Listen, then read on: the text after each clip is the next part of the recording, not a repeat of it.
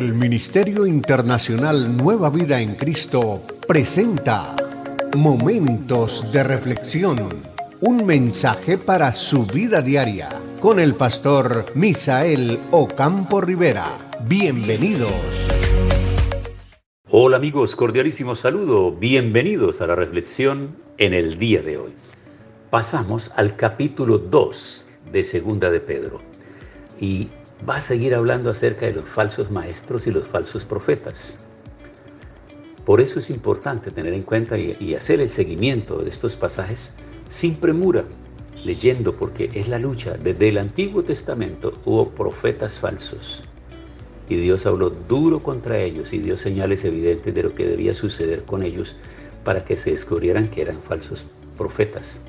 Y ya para el Nuevo Testamento entonces habla de falsos profetas y de falsos maestros.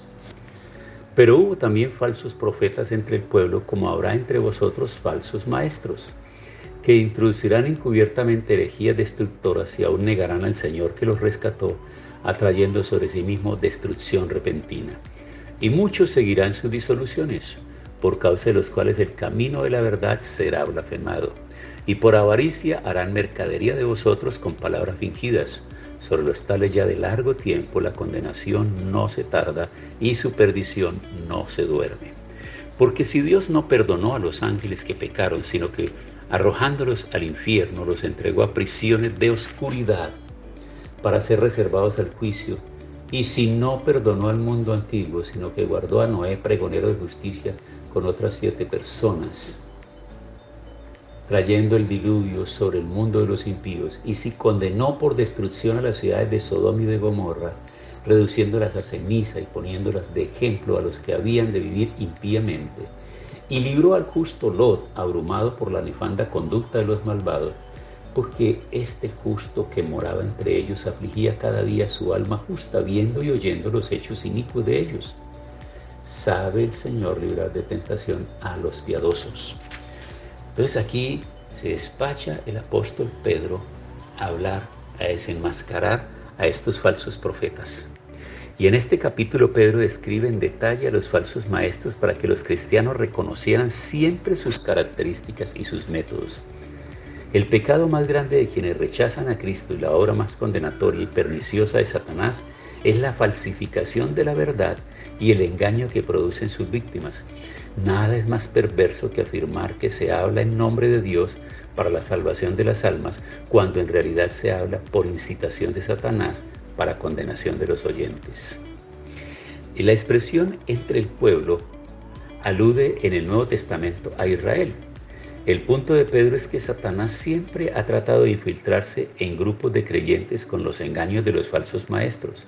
Desde su encuentro con Eva se ha dedicado al engaño. Y cuando está hablándonos acerca de la introducción encubierta de herejías destructoras, se está refiriendo a que los maestros hacen despliegue de sí mismos como pastores, maestros, evangelistas cristianos. Y herejía se refiere a mentiras religiosas de fabricación humana y demoníaca que conducen a divisiones y a partidismo. La palabra griega que se traduce destructoras tiene que ver con la condenación eterna, y esta palabra se usa en 6 ocasiones en esta carta para aludir siempre a una condenación definitiva e irreversible. Por esa razón es trágico que una iglesia trate con virtud de tolerancia, de enseñanza e ideas ajenas a la Biblia en nombre del amor y la unidad. Jamás. Por eso debemos estar pendientes de todo esto. Sobre todo cuando estamos recibiendo maestros que vienen de uno y otro lugar y que no conocemos su procedencia, su doctrina, su concilio, su fe, estamos corriendo grandes riesgos. Es la razón por la cual no podemos recibir personas desconocidas que no vengan recomendadas por ministros serios, que conozcan la procedencia, que conozcan la doctrina, que conozcan los pastores y los ministerios y concilio de donde proceden estas personas. Entonces note que todo esto está llevando a entender y nos está llevando a conocer más de fondo los cuidados que debemos tener en el tiempo presente, porque podríamos fácilmente nosotros permitir que muchas de estas personas transiten por nuestras comunidades y den enseñanzas falsas. Dice, negarán al Señor. Esta frase expone la profundidad del delito y la culpabilidad de los falsos maestros. Esta palabra inusual en griego para Señor Aparece 10 veces en el Nuevo Testamento y alude a uno que tiene autoridad suprema sobre todos los demás, tanto en sentido humano como divino. Pedro advierte aquí que los falsos profetas niegan el señorío soberano de Jesucristo, aunque sus herejías pueden incluir la negación del nacimiento virginal, la deidad, la resurrección corporal y la segunda venida de Cristo. El error básico de los falsos maestros es que no someten la vida de cada uno de ellos al señorío de Cristo. Todas las religiones falsas tienen una cristología errónea, que lo rescató, dice ahora, está hablando de este rescate. Los términos que Pedro usó aquí son más analógicos que teológicos, porque hablan de cómo un amo humano tiene dominio sobre su casa. El amo compra esclavos y los esclavos debían lealtad al amo como su soberano. Es como un paralelo en el Antiguo Testamento, Deuteronomio 32, 5 y 6, donde se dice que Dios compró a Israel, aunque ellos le rechazaron. En sentido doctrinal, esta analogía puede verse como la responsabilidad de someterse a Dios, que los falsos maestros no habían cumplido. Por otro lado, es probable que ellos afirmaran ser cristianos y por ende que el Señor los había comprado en realidad. Con algo de sarcasmo, Pedro desdeña ese alegato al escribir sobre la condenación que los esperaba.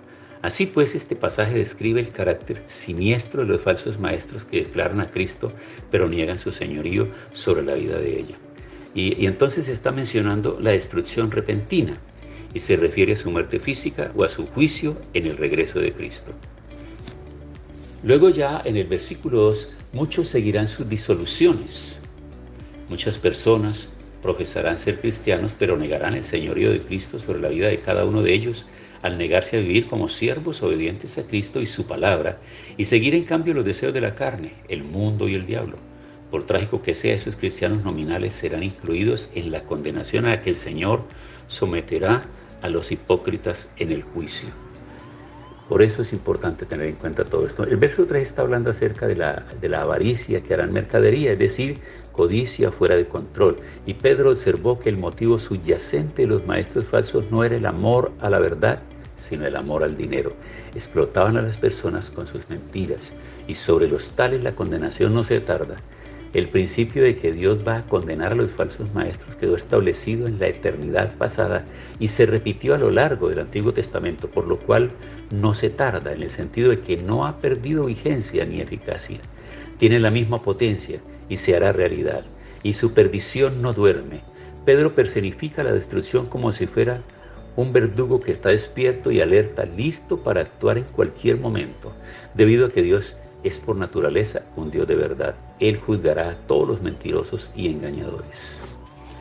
Ya en el versículo 4, sí se prefiere, puesto que debido a que no existe una duda acerca de la historia de juicios divinos que Pedro se dispone a relatar.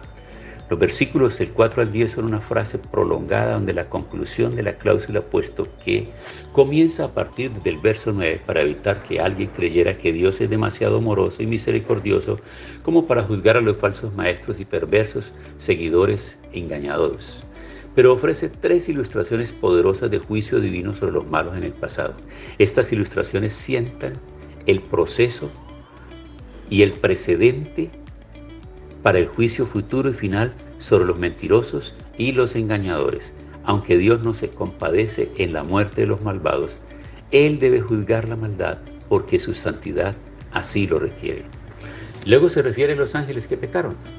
Esos ángeles, según Judas, no guardaron su dignidad, sino que abandonaron su propia morada, lo cual significa que tomaron posesión de hombres que cohabitaron en forma promiscua con mujeres. Y esta parece ser una referencia a los ángeles caídos que menciona Génesis 6, antes del diluvio.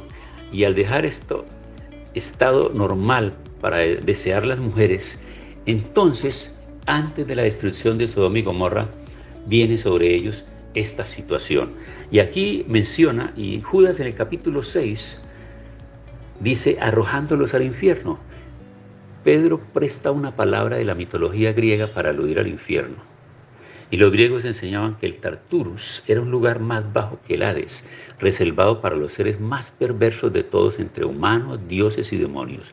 Y los judíos llegaron a utilizar el término para describir el lugar a donde eran enviados los ángeles caídos. De manera que él está dando unas explicaciones y Pedro se está metiendo, si ustedes se dan cuenta, en primera y segunda de Pedro se está metiendo con unos temas que no hayan sido tratados en otros temas, en otras epístolas por el apóstol Pablo.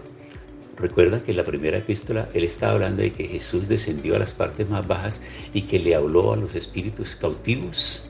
Pues esos espíritus cautivos de los que él menciona en la primera epístola son exactamente los que está relacionando ahora aquí. Luego no eran espíritus de seres humanos, sino eran espíritus demoníacos que cayeron cuando Satanás fue enviado con todo su séquito a la tierra. Entonces, y están ahí antes del diluvio sobre la tierra. Por lo tanto, cuando viene el diluvio, entonces ahora mueren todos estos hombres que estaban poseídos por todos estos vicios, por todas estas situaciones, esa complejidad que se vive allá porque no obedecen la palabra de Dios, de manera que ahora esos espíritus están allá cautivos y Cristo va a hablarles acerca de la autoridad que Él tiene, de cómo fueron vencidos, dominados, no que les esté dando la oportunidad de arrepentimiento, porque ellos nunca lo aceptaron, sino porque ahora está poniendo en evidencia aquí, porque si Dios no perdonó a los ángeles que pecaron, sino que arrojándolos al infierno los entregó a prisiones de oscuridad para ser reservados al juicio, y si no perdonó al mundo antiguo, sino que guardó a Noé, pregonero de justicia, con otras 7 personas trayendo el diluvio sobre el mundo de los impíos, y si condenó por destrucción a las ciudades de Sodoma y de Gomorra, reduciéndolas a ceniza, y poniéndolas de ejemplo a los que habían de vivir impíamente. Y repite aquí, y libró al justo Lot, abrumado por la nefanda conducta de los malvados. Mire que el apóstol Pedro aquí está haciendo alusión a pasajes del Antiguo Testamento, exactamente del Génesis. Entonces, aquí nos está mencionando a nosotros situaciones interesantes para tener bien en cuenta. Y nos está mencionando entonces la experiencia que vivió Lot, cuando se fue a vivir, cuando se separó de su tío Abraham y se fue hacia las ciudades de Sodoma y de Gomorra, y cómo estas ciudades fueron destruidas. Bueno, amigos, tiempo para orar en el día de hoy. Qué delicia, qué emoción estudiar la palabra de esta manera y poder entenderla y encontrar esa relación entre el Antiguo y el Nuevo Testamento y cómo el apóstol Pedro está hablando de esos temas tan interesantes. Oremos. Gracias, Señor, por esta palabra que hoy viene para orientarnos. La tomamos con agradecimiento en el nombre de Jesús. Amén. Hemos disfrutado de un gran momento de reflexión con el pastor Misael Ocampo Rivera. Un mensaje lleno de amor, esperanza y felicidad para tu vida. Los invitamos a compartir este mensaje con sus amistades y en sus redes sociales. Búsquenos en YouTube y Facebook como Ministerio Internacional Nueva Vida en Cristo y en Instagram como @MinInternacional Nueva Vida. Momentos de reflexión.